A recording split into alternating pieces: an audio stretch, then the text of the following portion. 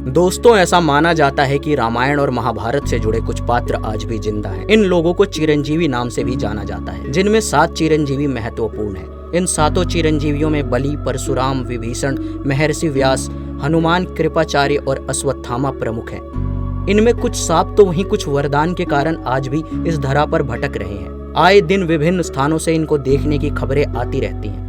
सालों से अनेकों लोग हनुमान और अश्वत्थामा को देखने का दावा करते आ रहे हैं। बताया जाता है आज भी जहां प्रभु श्री राम की कथाओं का आयोजन होता है, वहां हनुमान भेष बदलकर आते हैं। तथा यह भी बताया जाता है कि भारत के प्राचीन शिव मंदिरों में आज भी अश्वत्थामा आते हैं। अगर बात की जाए अश्वत्थामा की, आज भी ज्यादातर लोग इनको देखने का दावा करते हैं। माना जाता है 7 चिरंजीवियों में अश्वत्थामा ही एकमात्र ऐसे चिरंजीवी हैं जो बाकियों की तरह कहीं एकांत में नहीं रहते। बताते हैं बलि, परशुराम, विभीषण, महर्षि व्यास, हनुमान, कृपाचार्य जैसे चिरंजीवियों में कुछ जंगलों में तो कुछ हिमालय में तो वहीं कुछ गुप्त स्थानों में रहते हैं, जहां साधारण लोगों का जाना असंभव है। परंतु अश्वत्थामा छुपकर नहीं रहते। जहां अन्य चिरंजीवी छुपकर रहते हैं, वहीं अश्वत्थामा हम सभी के बीच रहते हैं। कहाँ रहते हैं अश्वत्थामा तथा किन किन स्थानों पर उन्हें ज्यादा देखा गया?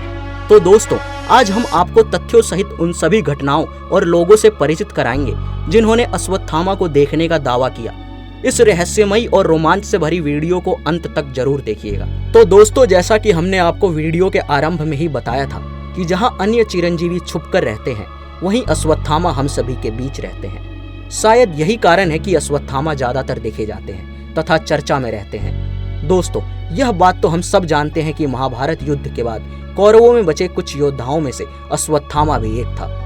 अश्वत्थामा ने युद्ध के बाद एक पापी के समान धृष्टद्युम्न सहित द्रौपदी के 5 पुत्रों को सोते हुए ही मार दिया था। उसने उत्तरा के गर्भ में पल रहे पुत्र पर ब्रह्मास्त्र से वार किया। इसीलिए भगवान श्री कृष्ण ने भीम द्वारा अश्वत्थामा के सर पर जड़ी मणि निकलवा ली, जो उसे बुरे प्रभाव से बचाती थी। साथ ही श्री कृष्ण ने उसे इसी दर्द और पीड़ा के साथ कलयुग के अंत तक जीने का श्राप दिया। वह तब तक इसी तरह भटकता रहेगा जब तक प्रभु कल्कि अवतार में आकर उसका उद्धार नहीं करते। इसी वजह से आज भी अश्वत्थामा अपने दर्द के साथ कल्कि की प्रतीक्षा में भटक रहे हैं। वे अपने दर्द के निवारण हेतु हर समय के महापुरुषों और ज्ञानियों से भी मिलते रहते हैं। अश्वत्थामा अपने इष्ट भगवान शिव के मंदिरों में जाते हैं तथा उन सभी लोगों से मिलते हैं जिनसे उनको अपने दर्द के निवारण की उम्मीद होती है। तो आइए जानते हैं उन लोगों के बारे में जिनसे अश्वत्थामा मिले। एक बार एक पत्रकार ने बताया कि तकरीबन 1 दशक पहले जब वो छुट्टी के पलों में गुजरात के जंगलों में घूम रहा था, तब उसने एक 12 फीट लंबे व्यक्ति को देखा जिसके सर पर बड़ा सा घाव था। पत्रकार ने तब उस पर उतना ध्यान नहीं दिया और वो आगे बढ़ गया। बाद में जब उसने यह बात अपने घर पर बताई, तब उसके घर वालों ने कहा कि वो अश्वत्थामा हो सकता है। उसके बाद वह पत्रकार कई बार उस स्थान पर गया, परंतु उसे अश्वत्थामा कहीं नहीं दिखा। अश्वत्थामा को देखने का दावा पायलट बाबा भी अपनी एक पुस्तक में कर चुके हैं। उन्होंने आदिवासियों के साथ एक अजीब से दिखने वाले व्यक्ति का वर्णन किया है। उन्होंने लिखा है कि वह व्यक्ति बहुत लंबी कदकाठी का था। उसकी बाहें लंबी थीं, उसकी आंखों में चमक थी, उसने पीले रंग का वस्त्र पहन रखा था तथा उसने एक मोटे से कपड़े से अपना माथा बांधा हुआ था। हो सकता है अश्वत्थामा ने अपने माथे के घाव को छुपाने के लिए माथे पर कपड़ा बांधा हो। उन्होंने यह भी लिखा है कि जब वह उस व्यक्ति के पास जाने की कोशिश करते थे, वह व्यक्ति उनसे उतना ही दूर भागता था। वह हर वक्त किसी न किसी काम में लगा रहता था तथा भगवान शिव के प्रति उसकी बड़ी गहरी आस्था थी। दोस्तों, यह सारी बातें अश्वत्थामा की ओर संकेत कर रही हैं। दोस्तों, एक प्रसिद्ध किताब पृथ्वीराज रासो में भी अश्वत्थामा के दिखने का वर्णन किया गया है।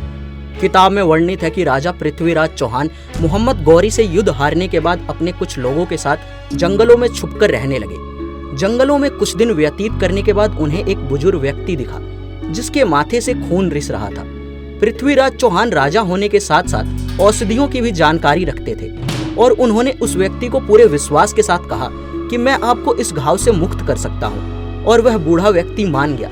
सप्ताह भर की दवाइयों को उस बुजुर्ग के माथे पर लगाने का भी कोई असर नहीं हुआ और वह जख्म वैसे का वैसा ही ताजा रहा। पृथ्वीराज चौहान यह देखकर हैरान रह गए और वह तुरंत जान गए कि यह जख्म कभी ठीक नहीं होगा, क्योंकि मणि द्वारा किया गया जख्म किसी भी औषधि से ठीक करना असंभव है। और उन्होंने तुरंत ही उस बुजुर्ग व्यक्ति से पूछा कि क्या तुम अश्वत्थामा हो? बूढ़े व्यक्ति ने कहा, मैं ही अश्वत्थामा हूँ, और वह जंगलों की ओर गुम हो गया। दोस्तों, मान्यता है कि उसके माथे पर वह निशान भगवान श्री कृष्ण के मणि को छीनने से बना था और कहा जाता है कि अश्वत्थामा आज भी कहीं कहीं रात में किसी से हल्दी और तेल मांगता हुआ नजर आता है। मध्य प्रदेश के महू से करीब 12 किलोमीटर दूर स्थित विंध्याचल पहाड़ियों पर खोदरा महादेव विराजमान है। माना जाता है कि यह अश्वत्थामा की तपोस्थली है। ऐसी मान्यता है कि आज भी अश्वत्थामा यहाँ आते हैं। महाभारत युद्ध समाप्त होने के बाद कृपाचार्य हस्तिनापुर चले आए और कृतवर्मा द्वारका। साप से दुखी अश्वत्थामा को व्यास मुनि ने शरण दिया।